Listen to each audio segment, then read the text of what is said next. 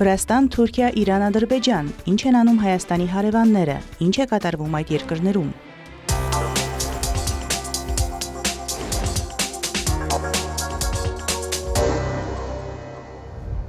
ՄԱԿ-ի մարդու իրավունքների գերագույն հանձնակատարի գրասենյակը X-ի իր էջում մտահոգություն է հայտնել այս շաբաթ Վրաստանի խորհրդարանի կողմից ընդունված մի շարք օրենքների եւ կանոնակարգերի հետ կապված։ Մենք անհանգստացած ենք Վրաստանի խորհրդարանի կողմից այս շաբաթ ընդունված սահմանափակող օրենքներով եւ կանոնակարգերով, որոնք խորացնում են խոսքի եւ հավաքների ազատության, իրավահավասարության եւ քաղաքացիական տարածքի համար առկա ռիսկերը եւ խեղդում քաղաքական բազմակարծությունը։ Մենք կոչ ենք անում վրացական իշխանություններին կատարել մարդու իրավունքների պաշտպանության իրենց պարտավորությունները։ Նորվեգիան նույնպես անհանգստություն է հայտնել Վրաստանի խորհրդարանի ընդունած վերջին օրենքների կապակցությամբ։ Այս մասին ասված է Նորվեգիայի արտաքին գործերի նախարարության X-ի էջում տարածված հայտարարության մեջ։ Նորվեգիան մտահոգված է վրացական իշխանությունների նոր ռեպրեսիվ գործիքներով, այդ թվում օտարերկրյա գործակալների մասին օրինագծով եւ նախաձեռնություններով, որոնք թույլ են տալիս արգելել ընդդիմադիր կուսակցությունները, խաթարելով խոսքի ազատությունը, քայքայելով քաղաքացիական տարածքը եւ քաղաքական բազմակարծությունը, սա սահմանափակում է վրացական ժողովրդավարությունը։ Հետընթացը, որը տեղի է ունենում Վրաստանում, շատ մտահոգիչ է։ Բրյուսելում ՆԱՏՕ-ի արտգործնախարարների հանդիպման ժամանակ լրագրողներին ասել է Նիդերլանդների արտգործնախարար Կասպար Վելտկամպը։ Նրա խոսքով Վրաստանի բնակչության զգալի մասը եվրոպամետ է, նրանք ցանկանում են ձգտել դեպի եվրոպական հորիզոն, եւ մենք ուզում ենք կոչ անել նրանց պահպանել այս դիրքորոշումը, ասել է Վելտկամպը։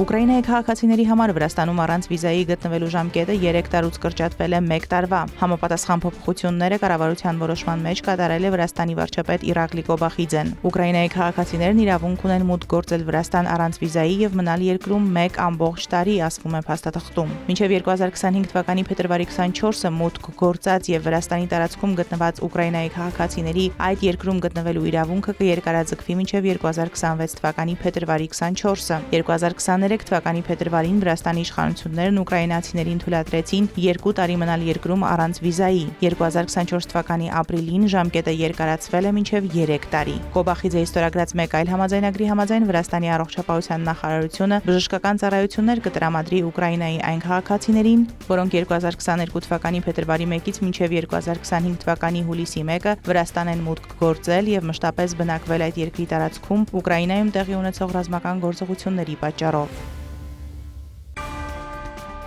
Վրաստանի ծանրամարտի ֆեդերացիայի նախագահ է ընտրվել օլիմպիական խաղերի եռակի աշխարհի եւ Եվրոպայի 7-ակի չեմպիոն Լաշա Տալախաձեն։ Այս մասին հայտնում է Վրաստանի ծանրամարտի ֆեդերացիան։ Նա այդ պաշտոնը կզբաղեցնի 4 տարի։ Լաշա Տալախաձեն այժմ նաեւ Վրաստանի խորհրդարանի падգամավոր է։ Տալախաձեն անցած տարի վրացական երազանք կուսակցության ցուցակով էր ընտրվել Վրաստանի խորհրդարանի падգամավոր եւ բաց էր թողել աշխարհի առաջնությունը։ Ծանրորդի կարիերան ավարտելու մասին Տալախաձեն չի հայտարարել։ Սպասվում է, որ նա կմասնակցի 2026 թվականին Բաթումիում անցկացվելիք Եվրոպայի առաջնությանը եւ կնվաճի 2028 թվականին Լոս Անջելեսի օլիմպիական խաղերի ուղեգիր։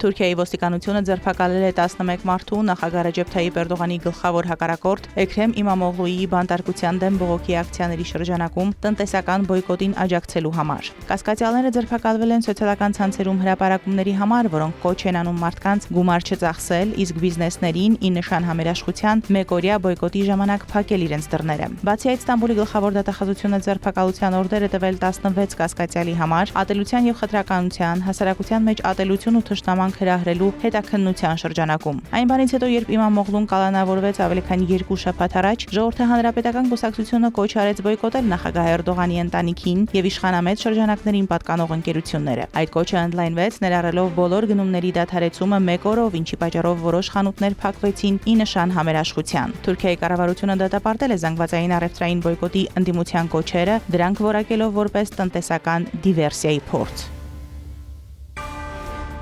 Թուրքիան մտադիր է Միացյալ Նահանգների հետ քննարկել Վաշինգտոնի կողմից ներմուծվող ապրանքների համար 10% մաքսատուրքի վերացման հարցը։ Այս մասին հայտարարել է Թուրքիայի առևտրի նախարար Օմեր Բոլաթը։ Մենք ցանկանում ենք Միացյալ Նահանգների առևտրի նախարարության եւ Միացյալ Նահանգների առևտրի ներկայացուցչի հետ բանակցություններում քննարկել ներմուծման համար հավելյալ 10% մաքսատուրքի վերանայման հարցը։ Բոլաթի խոսքով այս հարցը կարող է քննարկվել մայիսի կեսերին Միացյալ Նահանգներ նախատեսվող այցի շրջանակում։ Միացյալ Նահանգների նախագահ Դոնալդ Թրամփը հրամանագիր է ստորագրել 183 երկրից ներմուծվող ապրանքների համար հավելյալ մաքսատուրքեր սահմանելու մասին։ Նվազագույն դրույքաչափը կկազմի 10%։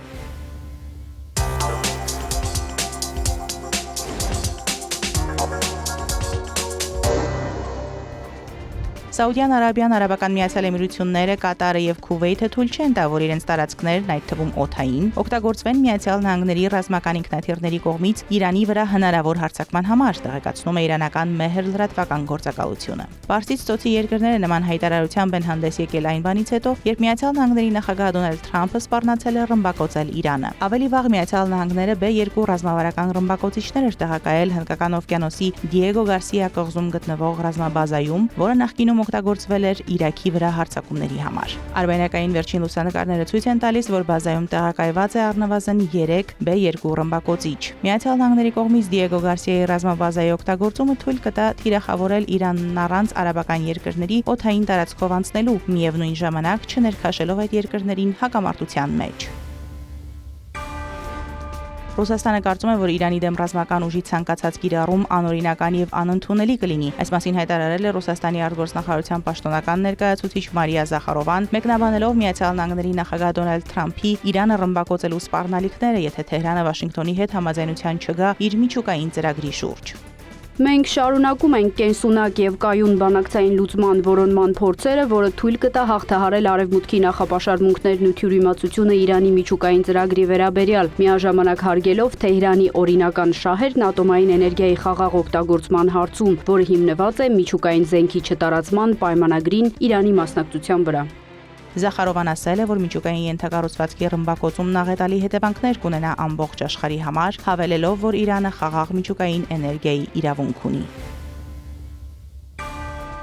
Իսրայելը չի բացառում դիվանագիտական ճանապարհը, որը թույլ կտա կանխել Իրանի կողմից միջուկային զենքի ստեղծումը։ Այս մասին հայտարարել է Իսրայելի արտաքին գործերի նախարար Գեդեոն Սաարը, հավելելով, որ կան նշաններ, որոնք վկայում են, թե կարող են լինել անուղղակի բանակցություններ Թեհրանի եւ Միացյալ Նահանգների միջև։ Մենք իրանցիների հետ քննարկումներ չենք ունենում, բայց նրանք հայտարարել են, որ պատրաստ են անուղղակի բանակցությունների Միացյալ Նահանգների հետ, եւ ես չեմ զարմանա, որ նման բանակցություններ սկսվեն։ Իսրայելի արտգործնախարարը նշել է, թե կարևոր նպատակն այն է, որ Իրանը միջուկային զենք չունենա։ Դա միջազգային կոնսենսուս է եւ իրենք չեն բացառում դիվանագիտական ճանապարհը։ Կարևորը նպատակին հասնելն է, հավելել է Սաարը։ Պաշտոնական Թեհրանը քանիցս հայտարարել է, որ իր միջուկային ծրագիրն ունի բացառապես խաղաղ բնույթ եւ Իրանը նպատակ չունի միջուկային զենք ստեղծել։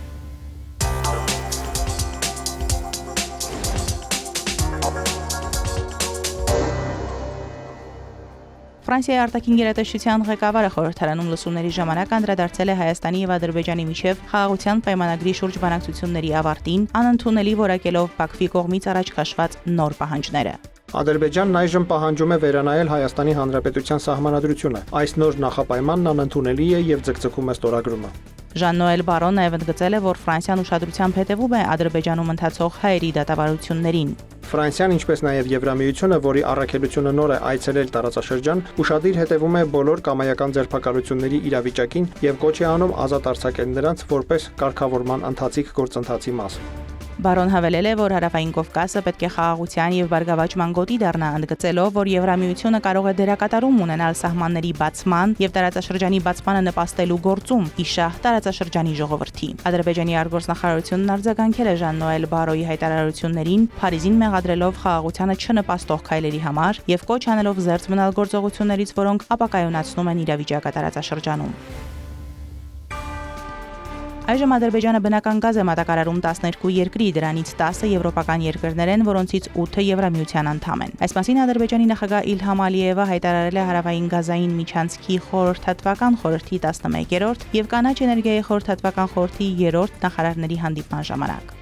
Մեր գազամատակարարման աշխարհագրությունը դեպի Եվրոպա անպայման կընդլայնվի։ Մենք արդեն աշխատում ենք եվրոպական որոշ երկրներում գազի բաշխման ցանց ստեղծելու վրա։ Մի քանի երկրում այն արդեն կա, մյուսներում ընդլայնման կարիք ունենք։ Ալիևի խոսքով հարավային գազային միջանցքը ներկայում աշխատում է ամբողջ հզորությամբ։ Հարավկովկասյան գազատարը, Տանափը եւ Տափը այս միջանցքի անբաժան մասերն են։ Այստեղ մենք գալիս ենք մի կարևոր կետի։ Մենք բազմիցս նշել ենք, որ միջազգային ֆինանսական այն կառույցները, որոնք որոշել են դադարեցնել ուղղակիորեն հանածո ռեսուրսների հետ կապված ծրագրերի ֆինանսավորումը, պետք է վերջ տան այդ քաղաքականությանը։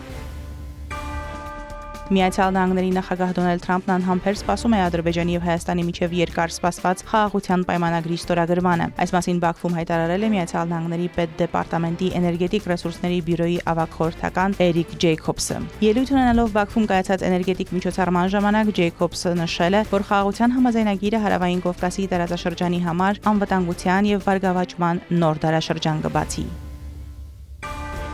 Եվրոպական հանձնաժողովի նախագահ Ուրսուլա վոն դեր Լայենը մասնակցել է Եվրամիություն Կենտրոնական Ասիա առաջին գագաթնաժողովի լիագումար նիստին, որն անցկացվել է Ուզբեկստանի Սամարղանդ քաղաքում։ Վոն դեր Լայենը մասնավորապես կարևորել է տրանսկասպիան տրանսպորտային միջանցքը Կենտրոնական Ասիայի երկրների ու Եվրամիության միջև կապերն ամրապնդելու տեսանկյունից։ Սա կհանգեցնի գործակցության նոր հնարավորությունների ինչպես էներգետիկ, այնպես էլ անվտանգության ոլորտներում։ Անցած տարի մենք 10 միլիարդ եվրոյի խոստում ենք տվել անդրկասպիան տրանսպորտային միջանցքին։ Դա կնվազեցնի ցամաքային ճանապարհը Եվրոպայի եւ Կենտրոնական Ասիայի միջև մոտ կիսով չափ։ Խոսքն ընդամենը 15 օրվա մասին է։